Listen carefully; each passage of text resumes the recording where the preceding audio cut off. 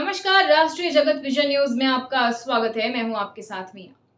Bilaspur police का एक नया ही कारनामा सामने आया है, जहां एक युवक पर दो अलग अलग केस में फर्जी एफआईआर दर्ज कर उसे कानूनी उलझनों में फंसा दिया गया। लेकिन युवक ने हार ना मानते हुए हाई कोर्ट में इसे चुनौती दी और अपने पक्ष में साक्ष्य और तर्क खुद पेश किए। आइए दिखाते हैं फिर क्या हुआ। बिलासपुर में पुलिस ने एक युवक पर झूठी एफआईआर दर्ज कर उसे कानूनी उलझनों में फंसा दिया है। युवक ने अपने खिलाफ दर्ज केस को हाईकोर्ट में चुनौती दी, जिसमें उसने खुद पैरवी की और कहा कि पुलिस ने भूमाफिया के साथ मिलकर उसके खिलाफ आपराधिक प्रकरण दर्ज किया है।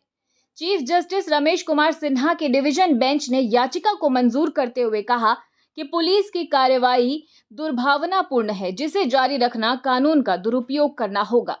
हाईकोर्ट ने युवक पर दर्ज दोनों एफआईआर को निरस्त करने का आदेश दे दिया है। दरअसल दयालबंद निवासी पीयूष गंगवानी के खिलाफ पुलिस ने दो अलग अलग केस दर्ज किए हैं। इसमें पहला केस मई-जून 2022 का है। तारबहार थाने में युवक पर महादेव सट्टा ऐप चलाने के लिए फर्जी कंपनी बनाने का आरोप लगाकर धोखाधड़ी सट्टा एक्ट के तहत केस दर्ज किया गया। ये भी आरोप है कि उसने बैंक कर्मचारी जय दुबे के साथ मिलकर म्यूल अकाउंट खोला है। वहीं दूसरे मामले में इंस्टाग्राम पर फर्जी आईडी बनाकर आपत्तिजनक और अश्लील तस्वीरें भेजना और धमकाने का आरोप लगा है। इसमें आईपी एड्रेस के आधार पर उसे आरोपी बनाया गया। पुलिस की झूठी और दुर्भावनापूर्ण कार्रवाई के खिलाफ पुलिस ने क्रिमिनल अपील पेश की है। इसमें पुलिस के एफआईआर को चुनौती देते हुए कहा कि बिना साक्ष्य और ठोस गवाह के उसे आरोपी बनाया गया है। याचिका में अपने खिलाफ दर्ज एफआईआर को निरस्त करने का आग्रह किया। इस मामले में आरोपी और याचिकाकर्ता पीयूष गंगवानी ने खुद अपनी पैरवी करते हुए तर्क रखा।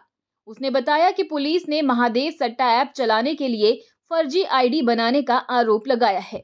इस मामले में क्षितिज भारद्वाज समेत अन्य युवकों पर बैंक कर्मी जय दुबे के साथ मिलकर म्यूल अकाउंट खुलवाने और उसमें पैसे जमा करने का आरोप है।